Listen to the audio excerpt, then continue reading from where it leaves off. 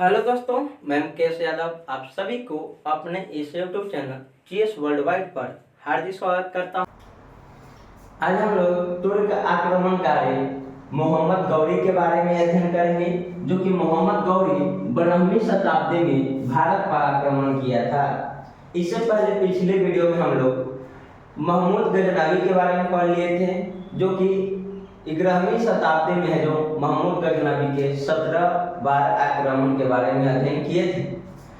इस वीडियो में हम लोग पढ़ेंगे आपको मोहम्मद गौरी के बारे में। आइए हम लोग देखते हैं। कहा जाता है आपको कि भारत से है जो आपको पश्चिम में, ये हो गया वर्तमान के पाकिस्तान वाला एरिया, इससे ऊपर अफगानिस्तान वाला एरिया, और अफगानिस्तान में यहाँ पर गौड़ क्षेत्र था। कौन सा क्षेत्र? गौड़ क्षेत्र, जो कि तुर्क साम्राज्य वाले एरिया में पड़ता है। और गौड़ क्षेत्र कहाँ पड़ता है? अभी अफगानिस्तान में। अफगानिस्तान में गौड़ क्षेत्र में कहा जाता है कि 12वीं शताब्दी में एक नए है जो वंश का उदय होता है, जिसका नाम है संसवनी वंश। संसवनी वंश, और संसवनी वंश है जो आपको इसकी स्थापना 1173 ईस्वी में महमूद गौरी के द्वारा किया गया, यानी मोहम्मद गौरी के द्वारा। और मोहम्मद गौरी है जो आपको संसवनी वंश की है जो स्थापना किया, और 1173 में गौड़ क्षेत्र का शासक बन गया। कौन? तो आपको मोहम्मद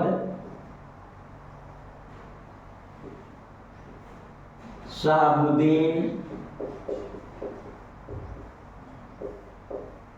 गौरी। और मोहम्मद शहाबुद्दीन गौरी 1173 ईस्वी में गौड़ क्षेत्र में संसवनी वंश की स्थापना किया 1173 ईस्वी में। और इसने शासक बनते ही इसका प्रमुख उद्देश्य क्या था? तो इसका है जो आपको मुख्य उद्देश्य था कि भारतीय क्षेत्र पर है जो आपको अधिकार करना, इस्लाम धर्म को प्रचार प्रसार करना एवं धन लूटना। तो मोहम्मद गौरी के मुख्य उद्देश्य कितने थे आपको? तो मोहम्मद गौरी के 3 उद्देश्य थे। कितने उद्देश्य थे? 3 उद्देश्य। पहला धन लूटना, दूसरा इस्लाम धर्म का प्रचार, इस्लाम धर्म का प्रचार प्रसार, और तीसरा साम्राज्य विस्तार। साम्राज्य विस्तार। क्लियर है तक? तो कहा जाता है आपको कि जब महमूद गजनवी आया था तो उसका 2 उद्देश्य था, धर्म का प्रचार करना और धन लूटना। लेकिन मोहम्मद गौरी आया तो इसका 3 उद्देश्य था आपको, साथ ही साथ साम्राज्य विस्तार करना और दूसरे के क्षेत्र पर अधिकार करना। कहा जाता है आपको कि महमूद गौरी यानी मोहम्मद गौरी है जो संसवनी वंश है जो आपको शासक बनते ही अपना है जो काम करना शुरू किया। इसने सबसे पहले है जो आपको मुल्तान नामक स्थान, कौन सा स्थान? मुल्तान, जो कि अभी पड़ता है पाकिस्तान में। तो कहा जाता है कि मुल्तान नामक स्थान पर सबसे पहले है जो आपको मोहम्मद गौरी है जो आक्रमण करता है, जो कि भारतीय क्षेत्र में है जो आपको पहला आक्रमण था मुल्तान पर। कब? 1175 ईस्वी में। और 1175 ईस्वी में गौरी का प्रथम आक्रमण कहाँ पर रहा था? मुल्तान पर रहा था। और मुल्तान को है जो आपको वहाँ के क्षेत्र को लूटा और वहाँ पर धन संपत्ति लूटा और अधिकार कर लिया। उसके बाद कहा जाता है आपको कि मोहम्मद गौरी का अगला आक्रमण कहाँ रहता है?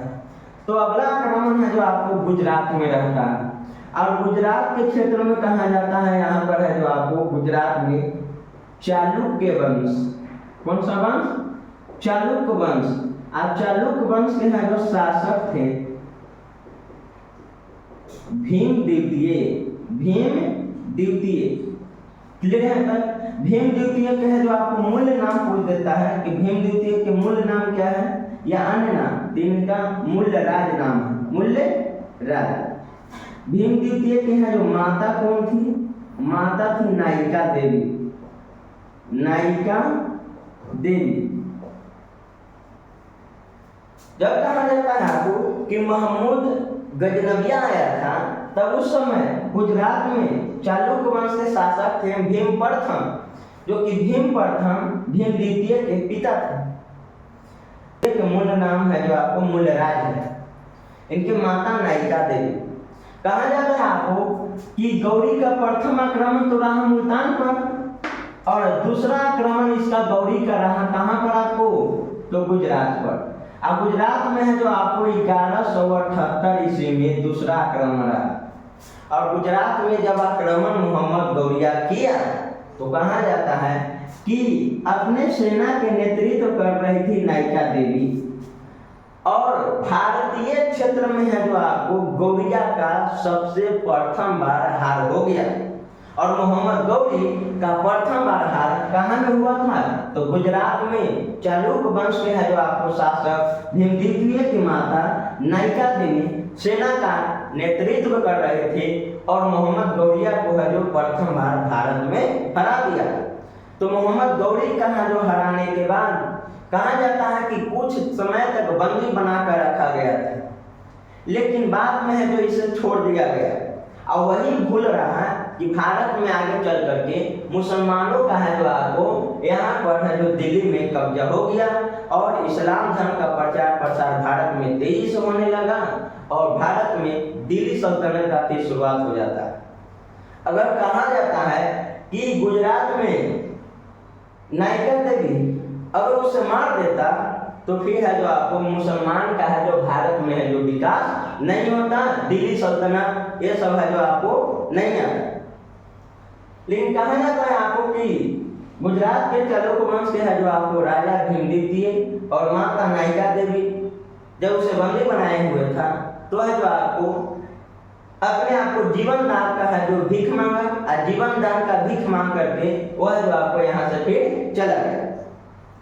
फिर से जाकर गौड़ में है जो आपने सेना को है जो एकत्रित किया, और कहा जाता है कि इस बार 50,000 घुड़सवार लेकर के मोहम्मद गौरी है जो आपको पुनः आता है आपको कहाँ पर, तो भारतीय क्षेत्र में आता है।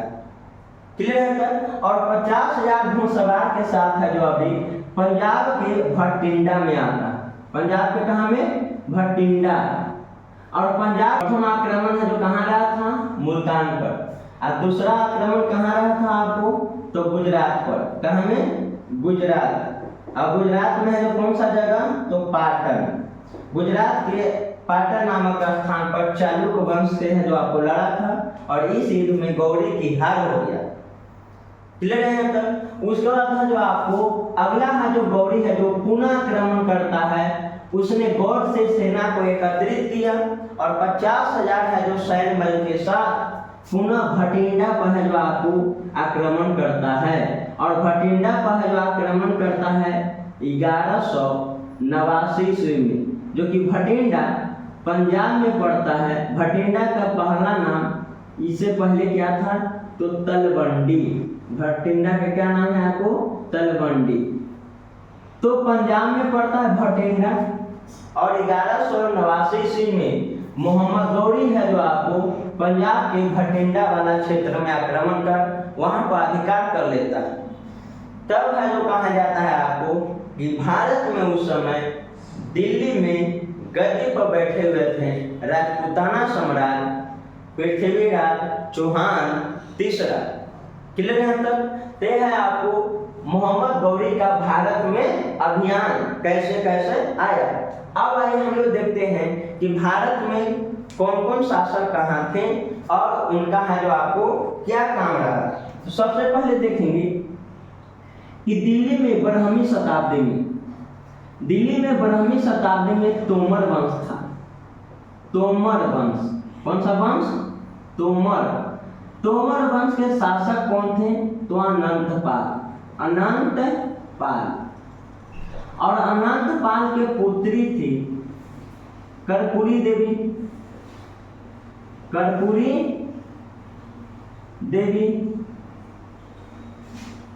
अनंतपाल की पुत्री कौन, कर्पूरी देवी। क्लियर है तब। उसके बाद राजस्थान के देखेंगे अजमेर,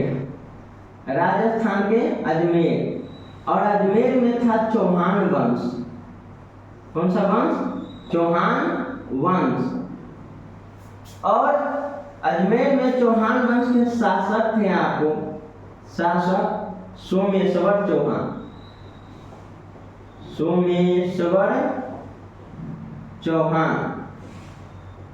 तो राजस्थान में राजपूताना सम्राट सोमेश्वर चौहान थे। और सोमेश्वर चौहान का जो विवाह कर्पूरी देवी के साथ हुआ था, जिनसे है जो आपको कहा जाता है सोमेश्वर चौहान का जो पुत्र प्राप्ति हुआ, जिनका नाम पड़ा पृथ्वीराज चौहान तीसरा। पृथ्वीराज चौहान तीसरा। और पृथ्वीराज चौहान है जो आपको तीसरा, इनका जन्म है जो कब होता है? तो 1163 ईस्वी में। 1163 ईस्वी में पृथ्वीराज चौहान का जन्म, पृथ्वीराज चौहान तीसरा का जन्म 1163 में राजस्थान के अजमेर में होता है। यह बचपन से ही काफी प्रतापी थे और शुरुआत से ही है जो कला युद्ध एवं अन्य विषयों में है जो काफी निपुण थे। कहा जाता है आपको कि अपने गुरु गोरखनाथ से इसने है जो आपको कम समय में ही काफी अच्छे ज्ञान अर्जित कर लिए थे और युद्ध कला में काफी निपुण हो गए। 6 विषय में महारथ हो गए पढ़ने में। और पृथ्वीराज चौहान है जो कहा जाता है आपको कि मात्र 12 वर्ष की आयु में शेर को जबड़ा फाड़ दिए थे, जब यह वन में आखेट करने के लिए गए थे तब। और इनका है जो आपको कौशल की चर्चा पूरे भारत में है जो फैलने लगा। और कहा जाता है आपको कि दिल्ली में है जो आपको तोमर वंश के शासक अनंतपाल के कोई पुत्र नहीं थे, सिर्फ पुत्री थे। कौन? कर्पूरी देवी, जिनसे विवाह हुआ था सोमेश्वर चौहान का, जिनसे पुत्र हुआ आपको पृथ्वीराज चौहान तीसरा। और पृथ्वीराज चौहान तीसरा का जन्म हुआ था। तो कहा जाता है कि तोमर वंश के राजा अनंतपाल के कोई है जो आपको पुत्र न होने के कारण उसने अगला है जो दिल्ली के सिंहासन पर पृथ्वीराज चौहान को बैठाने का फैसला किए। और पृथ्वीराज चौहान कहा जाता है आपको कि दिल्ली के सिंहासन पर 1175 ईस्वी में है जो आपको बैठ गए थे। 1175 ईस्वी में कहाँ पर? आपको दिल्ली के सिंहासन पर पृथ्वीराज चौहान। और पृथ्वीराज चौहान है जो दिल्ली के शासक बन गए। अब उसके बाद कहा जाता है कि पृथ्वीराज चौहान दिल्ली के शासक बनने के बाद ये अपना साम्राज्य है जो विस्तार करने लगे और छोटे छोटे है जो आपको क्षेत्रों का अधिकार कर अपना दिल्ली साम्राज्य है जो बढ़ाने लगे। तभी कहा जाता है आपको कि एक जगह है आपको भारत के मध्य प्रदेश में महोबा। मध्य प्रदेश में कौन सा है आपको? महोबा। और महोबा में है जो कहा जाता है आपको कि यहाँ पर 2 भाई है जो अपना है जो शासन करते थे। और महोबा में है जो आपको अल्हा एवं उदल, अल्हा एवं उदल, अल्हा एवं उदल मध्य प्रदेश के महोबा में है जो अपना है जो शासन चला रहे हैं। तो कहा जाता है आपको कि दिल्ली के शासक है जो आपको पृथ्वीराज चौहान और अल्हा एवं उदल के बीच लगभग 52 बार युद्ध हुआ था, जिसमें सभी युद्ध में अल्हा एवं उदल है जो आपको जीत गए हैं, पृथ्वीराज चौहान हार गए। तो पृथ्वीराज चौहान को 52 बार हराने वाला मध्य प्रदेश के महोबा के है जो शासक अल्हा एवं उदल थे। और अंत समय में कहा जाता है आपको कि 52वां युद्ध में अल्हा है जो आपको और उदल, जिसमें है जो आपको कहा जाता है कि पृथ्वीराज चौहान को है जो बंदी बना दिए थे। तब है जो आपको गुरु गोरखनाथ के कहने पर अल्हा एवं उदल ने है जो आपको पृथ्वीराज चौहान को भी छोड़ दिया। गुरु गोरखनाथ पृथ्वीराज चौहान के भी गुरु थे एवं अल्हा एवं उदल के भी गुरु थे। क्लियर है तक? इसकी है जो आपको चर्चा है जो कहीं नहीं मिलेगा। यह है जो आपको कहानी में वर्णन मिलता है कि अल्हा एवं उदल महोबा में है जो आपको मध्य प्रदेश के क्षेत्र में शासन कर रहे थे और दिल्ली में है जो आपको पृथ्वीराज चौहान ने इन दोनों के बीच 52 बार युद्ध हुआ था और सभी युद्ध में है जो आपको पृथ्वीराज चौहान हार गया और अल्हा एवं उदल जीत गए थे। उसके बाद कहा जाता है कि दिल्ली में अपना साम्राज्य चला ही रहे थे पृथ्वीराज चौहान। तो उत्तर प्रदेश में कनौज जगह है, उत्तर प्रदेश में कनौज। अब कनौज में था आपको गढ़वाल वंश। कौन सा वंश? गढ़वाल वंश। और गढ़वाल वंश के है जो आपको राजा थे, गढ़वाल वंश के शासक जयचंद। जयचंद और जयचंद के पुत्री थी संयोगिता। जयचंद की पुत्री कौन थी आपको? संयोगिता। जयचंद के पुत्री संयोगिता। कहा जाता है आपको कि दिल्ली में जब पृथ्वीराज चौहान तीसरा 1175 से है जो शासन चलाने लगे, पृथ्वीराज चौहान तीसरा, तो इसने है जो काफी सारा अपना दिल्ली का साम्राज्य बढ़ाया और काफी है जो भारत में शक्तिशाली शासन के रूप में उभर करके आए। 12वीं शताब्दी में संपूर्ण भारत में सबसे शक्तिशाली शासक पृथ्वीराज चौहान थे। कहा जाता है आपको कि पृथ्वीराज चौहान की है जो आपको बढ़ते देख करके गढ़वाल वंश के राजा जयचंद ने है जो अपना उसके प्रति घृणा द्वेष है जो आपको आने लगा और जयचंद नहीं चाहता था कि दिल्ली के शासक पृथ्वीराज चौहान रहे। दिल्ली के शासक कौन बनना चाहता था? जयचंद। तभी कहा जाता है कि इन दोनों के बीच है जो काफी है जो छोटे मोटे संघर्ष हुआ। जितना है जो जयचंद है जो आपको पृथ्वीराज चौहान से है जो आपको जलता था, उतना ही उसकी पुत्री संयोगिता पृथ्वीराज चौहान से प्रेम करती थी। अब पृथ्वीराज चौहान और संयोगिता के प्रेम कथा के बारे में जानकारी जब जयचंद को पता चला तो जयचंद है जो आपको संयोगिता को स्वयंवर आयोजन किया और स्वयंवर के आयोजन करा दिया और भारत के सभी है जो आपको शासक को पत्र भेजे, स्वयंवर में आमंत्रित किए जयचंद, लेकिन पृथ्वीराज चौहान को आमंत्रित नहीं किया गया। तो पृथ्वीराज चौहान कहा जाता है कि स्वयंवर में वेश बदल करके है जो आपको आए थे और संयोगिता को है जो स्वयंवर से है जो आपको उठाकर लेके चले गए और दिल्ली में है जो अपना शासन चलाने लगे।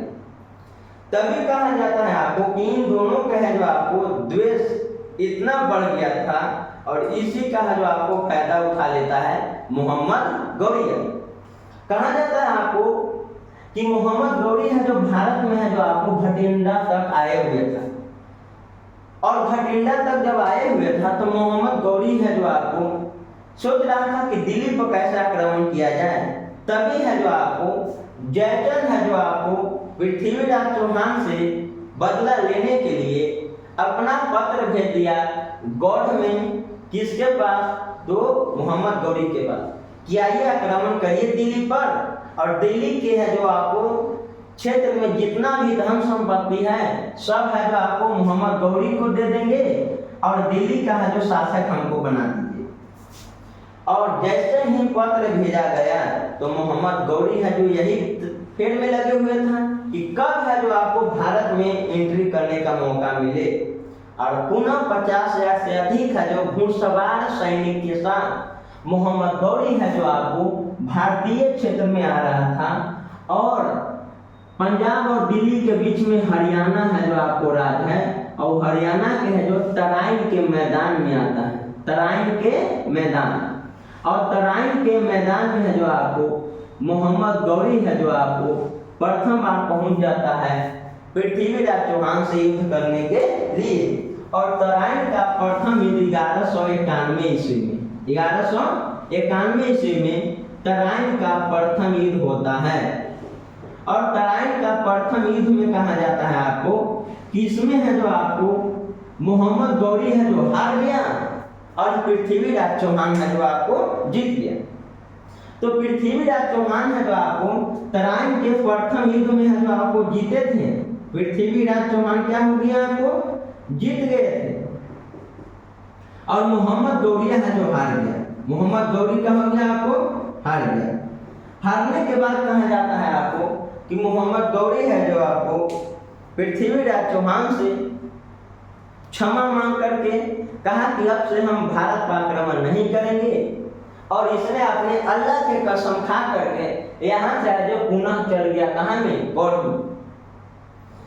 कहा जाता है कि 1 साल बीतने के बाद पुनः है जो आपको मोहम्मद गौरिया है जो गौर से भारत के लिए फिर आता है और ये संपूर्ण तैयारी करके है जो मोहम्मद गौरी आता है और मोहम्मद गौरी है जो आपको पुनः आता है भारत में 1192 ईस्वी में और अभी लड़ता है तराइन का दूसरा युद्ध। तराइन का दूसरा युद्ध और तराइन का दूसरा युद्ध है जो कहा जाता है आपको 1192 ईस्वी में।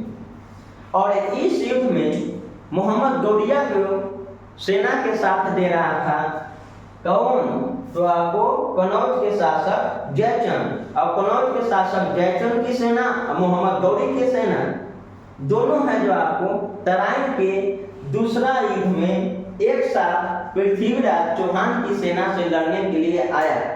और कहा जाता है आपको कि इस युद्ध में अब की बार है जो मोहम्मद गौरी है जो सफल हो गया और पृथ्वीराज चौहान को हरा दिया और उसे पराजित करके बंदी बना दिया। और पृथ्वीराज चौहान की है जो दूसरा युद्ध में कहा जाता है कि हार हो गया।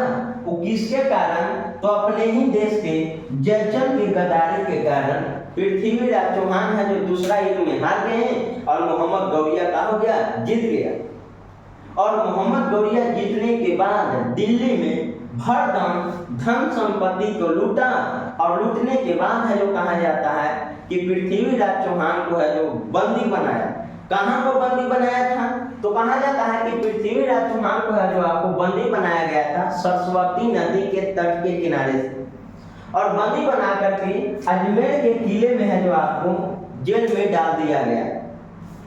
और कहा जाता है आपको कि पृथ्वीराज चौहान को बंदी बनाने के बाद दिल्ली के सिंहासन पे है जो आपको मोहम्मद गौरी है जो बैठ गया और मोहम्मद गौरी के साथ आए हुए था दो गो है जो प्रमुख सेनापति, एक था गुलाम। सेनापति के नाम था बख्तियार खिलजी और गुलाम था आपको प्रसिद्ध है जो प्रमुख गुलाम मोहम्मद गौरी का जिसका नाम था कुतुबुद्दीन ऐबक। कुतुबुद्दीन ऐबक है जो आपको किसका गुलाम था आपको, तो मोहम्मद गौरी का। और मोहम्मद गौरी के आदेश पर कुतुबुद्दीन ऐबक राजस्थान के अजमेर में 2.5 दिन का झोपड़ा का निर्माण कराया था। और 2.5 दिन का झोपड़ा का निर्माण कुतुबुद्दीन ऐबक कहाँ में कराया था, राजस्थान के अजमेर में। कहा जाता है कि जहाँ पर 2.5 दिन का झोपड़ा है वहाँ पर पहले सरस्वती कंठमाला संस्कृत विश्वविद्यालय था और सरस्वती कंठमाला विश्वविद्यालय को तोड़ दिया और वहां पर एक और जैन मंदिर था जैन धर्म का, उसे तोड़ करके अजमेर में 2.5 दिन का झोपड़ा कुतुबुद्दीन ऐबक बनवाया था मोहम्मद गौरिया के आदेश पर। और उसके बाद कहा जाता है आपको कि मोहम्मद गौरी पृथ्वीराज चौहान को बंदी बना करके गौड़ लेकर चला गया और दिल्ली के सिंहासन पर है जो आपको कुतुबुद्दीन ऐबक को बैठा दिया। क्लियर यहाँ तक। इसके बाद हम लोग आगे देखेंगे